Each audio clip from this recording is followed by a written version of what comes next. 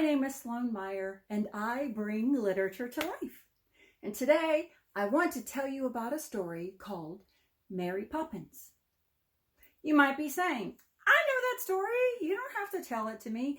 Mary Poppins, it's about these two kids, Jane and Michael, and they need a nanny because they keep running away from the ones that they have, and they write a list of who they want, and then the dad tears it up, throws it in the fireplace, and then magically goes up the fireplace, and then from the east wind comes the lovely, practically perfect in every way, Mary Poppins, and she's got a carpet bag and the little parrot umbrella head that talks, and they go on wonderful adventures, and they pop in and out of chalk drawings, and Bert is this really awesome guy with a really bad Cockney accent, and they have wonderful, wonderful times, and then at the very end, all the wonderful lessons are learned, and Jane and Michael bond better with their parents, and Mary Poppins is like, well, my job is done, peace out, because she didn't really say that, but you know what I'm saying. That's the movie, Mary Poppins. And depending on which movie you saw, I'm talking about the first movie, because there's also another movie called Mary Poppins Returns. And it has nothing to do with the second book in the Mary Poppins series, because it's a whole series. I'll get into that in a second. But first, I want to tell you about the book, Mary Poppins. If you've seen the movie, the actress's name is Julie Andrews, and she's wonderful. She's wonderful. I love her. But she's not the Mary Poppins in the book. It's a really easy book to read. I've got it on my shelf right here. It's almost like I planned it or something. To-do. Mary Poppins by P.L. Travers, published in 1834. So not a super crazy long time ago, but it's been a minute since modern times. You know what I'm saying? So some things are a little different, but it's really easy to understand. Some words are a little different, like perambulator. It's a baby carriage. I'll get into that in a second. But I wanted you to know Mary Poppins was a book, one of 8 books in the whole series. But it's very different from the movie version. For example, Mary Poppins herself is not practically perfect in any way. She's a little impatient in the book. She fusses when maybe she shouldn't. She's a little sarcastic, a little snarky, a little vain. She reminds me of someone. I can't think who at the moment. But she is really good for the kids. Now the kids, there's actually 4 of them. We've got Jane and Michael. We know about them. But there's also John and Barbara and their babies and their twins. And they have a wonderful chapter in this book. Actually, the way the chapters are written, and there's 12 of them, every chapter is a standalone story. So you really could jump around if you wanted to, or skip a chapter if you needed to for some reason. But they all have their own adventures in their own chapter. I have a few of my favorites, but I love all of them. And they go on far more amazing adventures than just what shows up in the book, or in the movie, in the book. Way more adventures. A couple of my favorite chapters.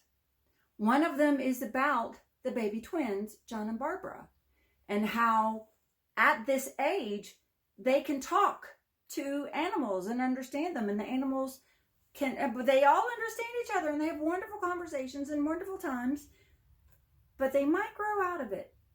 And the babies say, oh no, we never will. So I want you to read that chapter to find out what happens. There's another chapter that's a personal favorite for extra special reasons. Long time ago, a local community theater did Mary Poppins, and I did not play Mary Poppins. I played Miss Corey. In the movie, she doesn't even really show up, but she has a wonderful part in the book. And she's a strange old lady, but she can't possibly be as old as they make her sound, or could she? But she has a shop where she sells things like gingerbread and candy. And it's kind of dingy looking, but it's also kind of awesome. So let me read a bit of that. This should be fun. I forgot my glasses. Okay. Miss Corey. She ran to the perambulator. And remember, perambulator is a baby carriage. I found my glasses. I totally planned that. Okay. So she talks about running up to the perambulator, and it's the baby carriage. It's the baby buggy. And that's where the twins, Barbara and John, are, and they're fussy.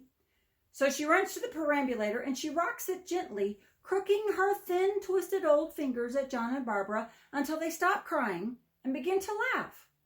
"That's better," she said, cackling gaily. Then she did a very odd thing. She broke off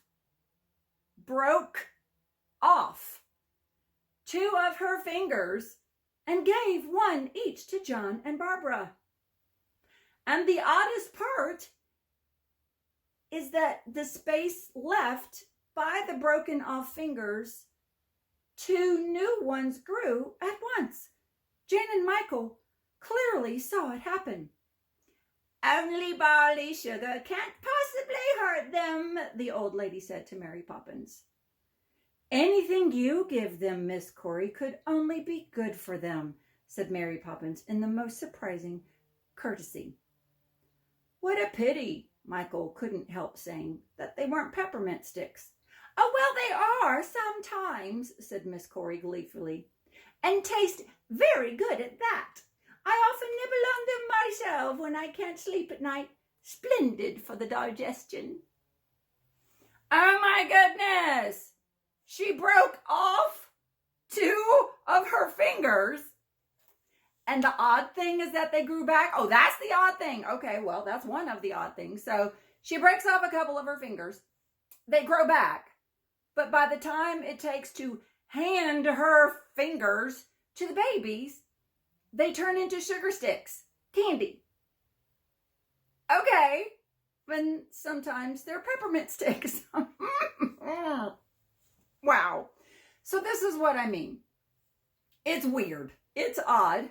Might be a little creepy, but really fun, really different. Certainly not in the movie. Okay. This is the first part of the chapter with Miss Corey.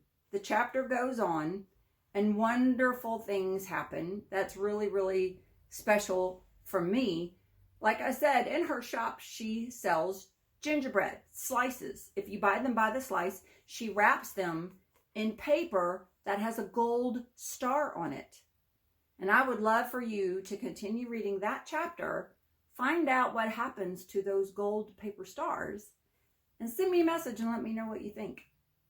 Like I said, tons of adventures, way more in the book than in the movie. Those are just a couple of my favorites, but I love them all. It's a wonderful story, very different from the movie, which is why I would like you to read this Mary Poppins by P.L. Travers and let me know what you think. And I hope this literature comes to life for you. Thanks. Bye.